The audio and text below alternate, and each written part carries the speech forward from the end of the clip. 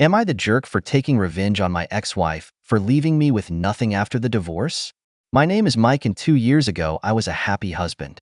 My wife, Emily, was my best friend, my partner, and the person I wanted to spend my entire life with. We had been married for 7 years. During that time, we built a house, got a dog, and worked on starting our own business. We didn't have children yet, but had plans to, once everything was stable. Only it seems like stability never came. It all started when Emily began coming home late from work. She said there were lots of tasks, new projects, and meetings that ran long. I trusted her. She seemed like an honest person, someone who always shared what was on her mind. But then I noticed she started hiding her phone, spending more time in the bathroom, and her meetings began happening on weekends too. One day I decided to check her phone when she left it on the kitchen counter while making coffee. It was the first time in my life I crossed someone's personal boundaries. I found messages from her colleague Brad. They weren't explicit, but there was something like, "You looked amazing today. It was great having dinner together." My heart sank. I didn't confront her immediately. I thought, maybe it's just a misunderstanding? The next day I asked her directly, "Did you have dinner with Brad?" She froze and then laughed, as if I'd said something funny. "Oh, yeah, it was just a business dinner. Don't worry." But her eyes said otherwise. I knew she was lying. I decided to follow her. It sounds awful, but I needed to know the truth.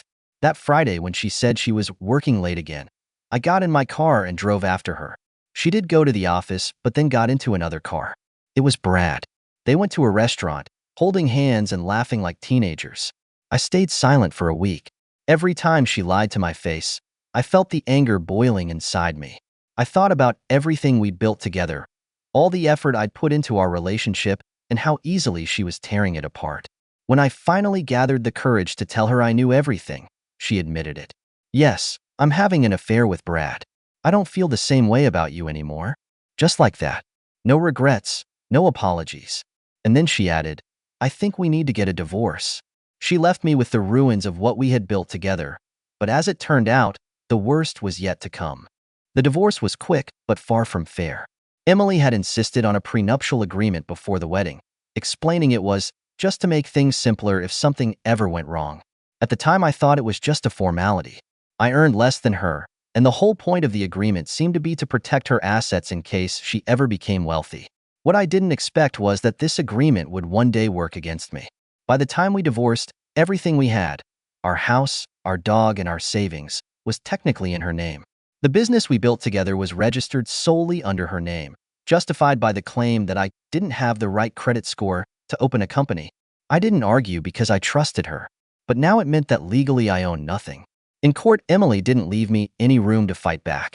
She claimed the house was her personal property because most of the mortgage payments came from her income. She kept the dog, arguing that she was better equipped to care for it. She even demanded that I reimburse part of the debts she claimed she had taken on to support our shared lifestyle. The result? I ended up without a home, without money, without a job. The business collapsed soon after she left, and with massive debts. I was broken. I got evicted from a flat because I couldn't afford rent. For months, I lived at a friend's place, sleeping on his fold-out bed. All my belongings fit into one suitcase. Every time I saw happy photos of Emily and Brad on social media, something inside me shattered. But you know what's strange? I didn't feel angry at her.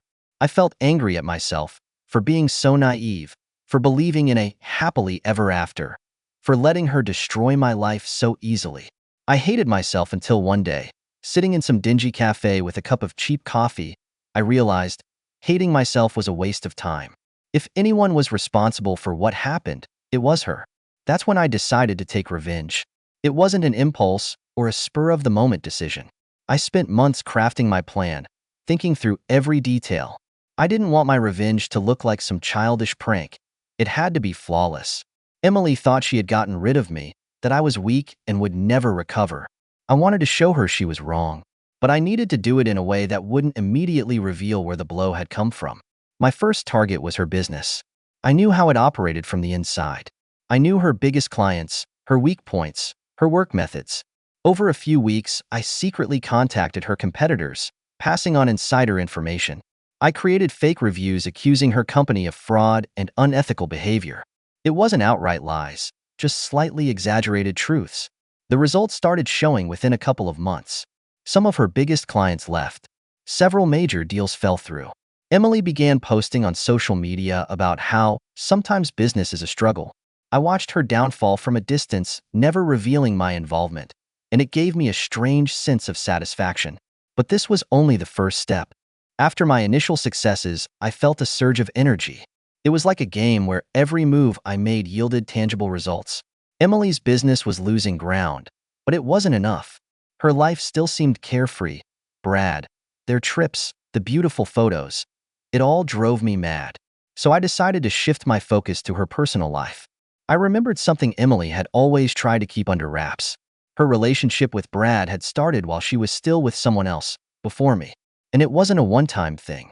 Emily had a habit of moving up by starting relationships with people who could offer her more.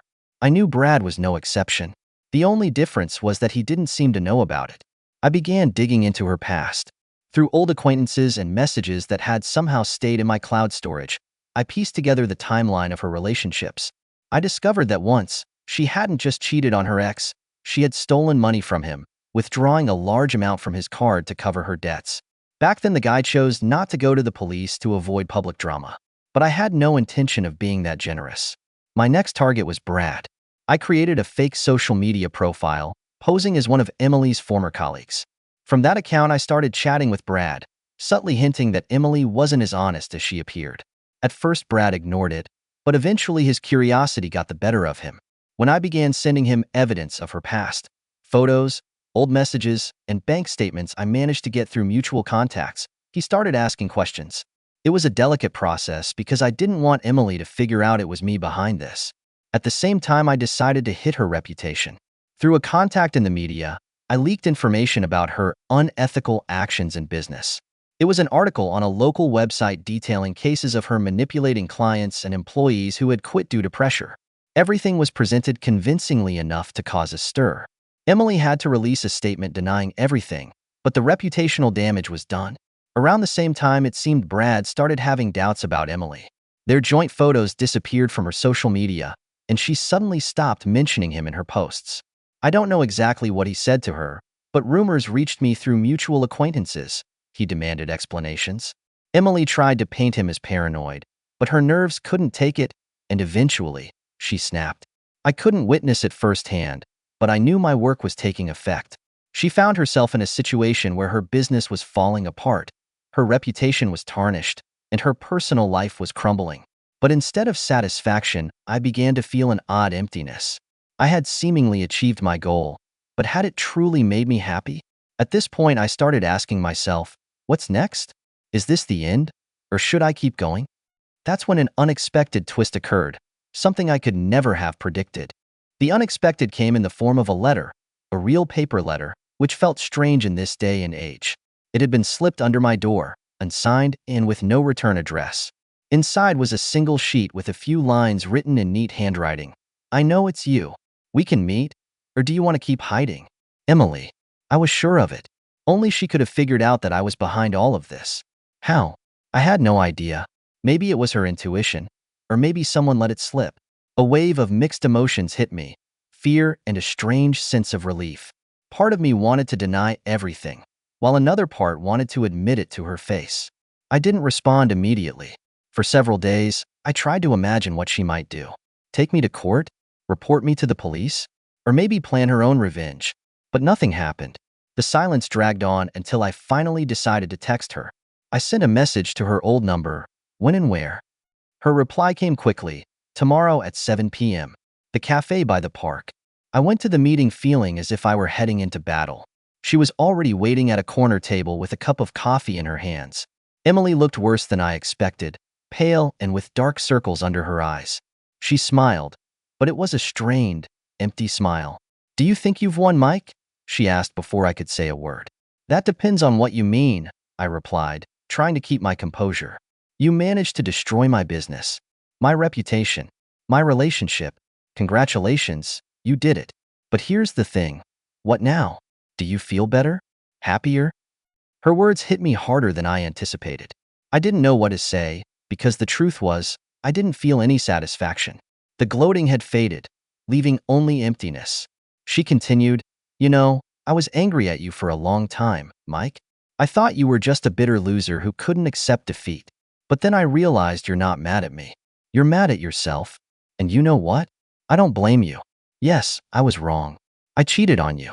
I was selfish. And maybe I deserved all this. But we could have just gone our separate ways and left each other alone. Instead, you decided to turn my life into hell. You became the very thing you hate. Her words crashed down on me like an avalanche. I felt as if everything I had spent months building was now crumbling under the weight of the truth. Why did you even want to meet? I finally managed to ask. She sighed and set her cup down on the table. Because I want to stop this before we both go too far. You want revenge. I get it. But let's be honest, Mike. It's only going to get worse. For both of us. I'm not asking for forgiveness. I don't expect you to forgive me. But I'm asking you to let it go. Not for me. For yourself. We sat in silence for a few minutes. Inside, I was a mess. I didn't know what to say or feel. But at some point, I realized she was right. My life hadn't gotten better. All I was doing was diving deeper into a darkness that was consuming me. I stood up, left money for my coffee, and said only one thing: good luck, Emily. I walked away without looking back. It was the first step towards starting over. But you know what's strange? Sometimes I still feel like I did the right thing. Or was I wrong after all? What do you think? Was I the jerk, or was it justice? Share your thoughts in the comments.